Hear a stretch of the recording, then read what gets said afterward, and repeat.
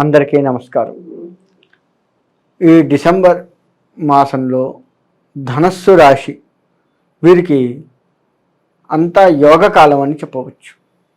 వీరికి ఆర్థిక అభివృద్ధి అనుకూలంగా ఉంటుంది. వీరు ఎంతైతే ధనం అనుకున్నారో అంతకు ₹1 ఎక్కువే వస్తుంది, కానీ తక్కువైతే రాదు. అంత ఆర్థిక అభివృద్ధి వీరికి కలుగుతుంది. అంతేకాకుండా వీరు అనుకున్న పనులు ప్రతిదీ కూడాను విజయవంతంగా వీరు ముందుకు వెళ్ళే అవకాశం ఉంటుంది. ఎంత విజయవంతంగా అంటే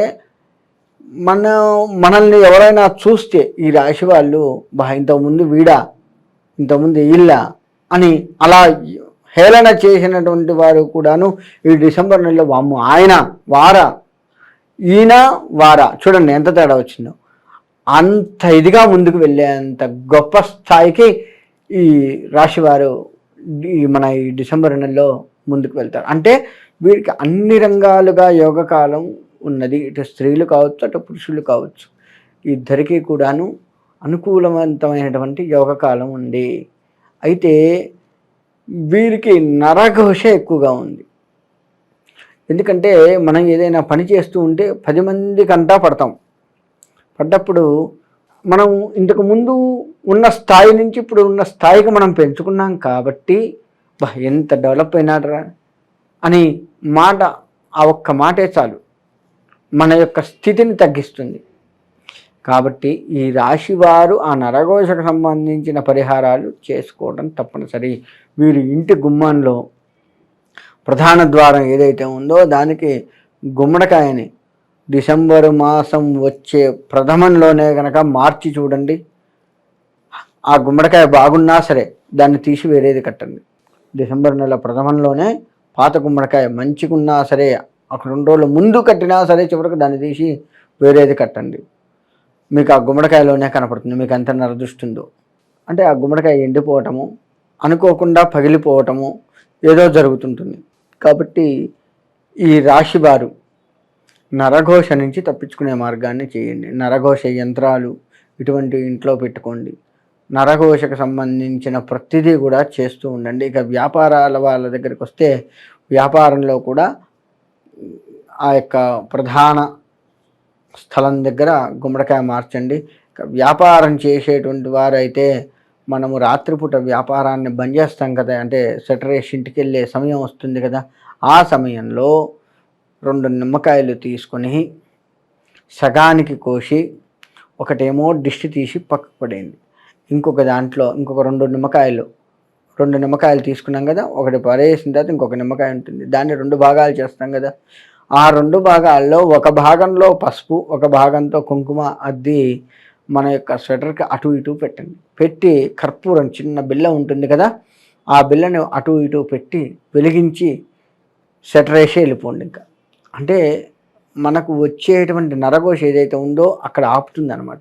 ఇలా వీరు ఈ డిసెంబర్లో కనీసంగా ఈ వ్యాపార సంస్థలు ఏవైతే నడిపిస్తున్నారో ఈ రాశివారు వారు కనీసంగా 4 సార్లు లేక 5 సార్లు అయినా చేయాలి. నెల మొత్తంలో వారానికి ఒకసారన్నా చేస్తూ ఉండండి. 4 వారాలు లేక 5 వారాలు వస్తాయి కదా, అలా చేస్తూ ఉండండి. ఇది మనం గురువారం చేస్తే ఇంకా విశేషంగా ఉంటుంది. ఇలా చేయటం అనేది గురువారం నాడు చేయండి, ఇంకా బాగుంటుంది.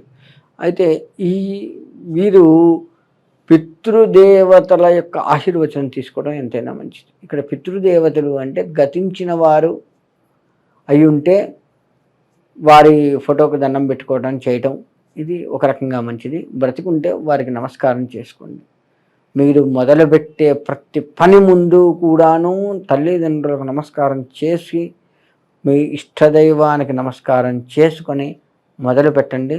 మీకు అంతా సవ్యంగా సాగిపోతూ ఉంటుంది. అంతేకాకుండా ఈ నరఘోష నుంచి తప్పించుకుంటమే కాకుండా ఒకవేళ తల్లిదండ్రులు గతించి ఉన్నారు, మరి ఎట్లా అంటే ఆ గతించిన వారికి మనస్సులోనే నమస్కారం చేసుకోండి. వీలుంటే వారి ఫోటోని మీ వ్యాపార స్థలంలో పెట్టుకోండి. ఇలా పెట్టుకొని వారికి కొద్దిగా అగరబత్తీలు అవి చూయించి, తండ్రి నేను ఈ విధంగా ఎదిగాను అని చెప్పేసి తల్లి కూడాను పితృదేవతల కిందకే వస్తుంది. పితృదేవతలు అంటే తండ్రి ఒక్కడే కాదు, తల్లిదండ్రులు ఇద్దరు కూడా పితృదేవతలుగా చెప్పబడుతూ ఉంటారు. వారికి నమస్కారం చేసుకున్నట్లయితే మీ యొక్క అభివృద్ధిని ఇంకా ఆపేవారు ఉండరు. ఒకవేళ వారు గతించకుండా ఉన్నట్లయితే వారికి నమస్కారం చేసుకొని మీరు ప్రారంభించండి. మీ వ్యాపారాన్ని ఆపేవారు ఉండరు. అంత దిగ్విజయంగా జరుగుతుంది. కాకపోతే వీరికి నరఘోష ఒక్కటే ఉంది తప్ప ఏ గ్రహము కూడా వీళ్ళని ఏ బాధ చేయదు. కాబట్టి ఆ నరఘోషకు సంబంధించి చేసుకుంటూ పితృదేవతలను సేవిస్తూ వీరు వ్యాపార విషయంలో ముందుకు వెళ్ళండి, ఇంకా బాగుంటుంది. విదేశీయానానికి వెళ్ళాలి అనుకున్న వారు ఎవరైతే ఉన్నారో వారు కూడా ఇదే విధంగా పితృదేవతలకు నమస్కారం చేసుకొని, గతించి ఉంటే మనసులో అయినా సరే నమస్కారం చేసుకొని ఆ విదేశానికి సంబంధించినటువంటి పనులు మొదలుపెట్టండి. సజావుగా సాగి విదేశాలకు వెళ్ళే అవకాశం ఉంటుంది. ఒకవేళ విదేశాలకు ఆల్రెడీ వెళ్ళి ఉన్నారు అనుకుంటే అక్కడ ఎటువంటి ఇబ్బందులు రాకుండా ఈ విధంగా చేయండి. పితృదేవతలకు మనసులో నమస్కారం చేసుకోండి. నరఘోషకు సంబంధించి కూడా అక్కడ ఉన్న పరిస్థితిని బట్టి నరఘోషకు సంబంధించిన పరిహారాలు మీరు చేసుకోండి. ఎందుకంటే ఒక్కొక్క దేశంలో ఒక్కొక్క రకమైనటువంటి ఇబ్బందులు ఉంటాయి కదా. అక్కడ ఇప్పుడు మనం అగ్ని వెలిగించి చెయ్యాలి అంటే కష్టం అనుకోండి. మరి నేను ఇందాక చెప్పినట్టు నిమ్మకాయలు పెట్టాలి అంటే మరి నిప్పు పెట్టకూడదు, చేయొద్దు. అక్కడ అది లేదండి అంటే ఆయా ప్రాంతంలో ఉన్నటువంటి నరఘోషకు సంబంధించి ఏదైతే ఉందో అది చేసుకోండి. తద్వారా మీకు ఆ నరఘోష ఒక్కటే మిమ్మల్ని ఆపుతుంది తప్ప ఇక మిమ్మల్ని ఆపేది ఏదీ లేదు. ఏ గ్రహము ఆపదు, ఏ మానవుడు ఆపడు. కాకపోతే వీరికి ఉన్నదల్లా నరఘోష ఒక్కటే, అదొక్కటి చేసుకోండి. పితృదేవత ఆరాధన చేస్తూ ఉండండి. వీరు పట్టిన దానికి కుందేలుకి, నేను పట్టిన కుందేలుకి 3 కాళ్ళు అన్నట్లుగా వ్యవహరించవద్దు. అదొక్కటి కూడా మళ్ళా కొంత వీరికి నష్టం కలిగించే అవకాశం ఉంది. అంటే వీరి మాట ఎట్టుంటుందంటే నేను ఇది చెప్పాను అంతే అన్నట్లుగా కూడా వీరు వ్యవహరించే ఆస్కారం ఉంటుంది. దాని నుంచి కొంత మీరు బయటపడండి. అటువంటి మాటలు మాట్లాడకుండా ఆ విధమైనటువంటి ఆలోచనలు పెట్టుకోకుండా మీరు కనుక వెళ్ళినట్లయితే మీకు అడ్డు అదుపు లేకుండా ముందుకు వెళ్ళేంత బాగా ఈ డిసెంబర్ నెలలో మీకు యోగంగా ఉంది. కాబట్టి ఎవరైతే ఈ విధంగా నేను చెప్పిన ఈ రెమెడీస్ పాటిస్తూ ముందుకు వెళ్తారో వారికి ఖచ్చితమైన ఫలితాలు వచ్చి తీరుతాయి. ఇంకా మీకు వివరంగా చెప్పాలి అంటే భగవంతుడు కూడా మీకు అనుకూలంగా ఉన్నాడు.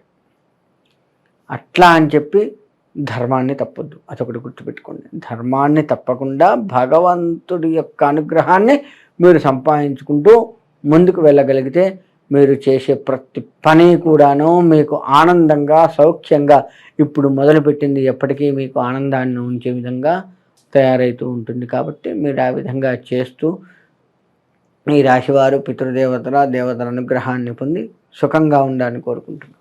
సెలవు తీసుకుంటాను.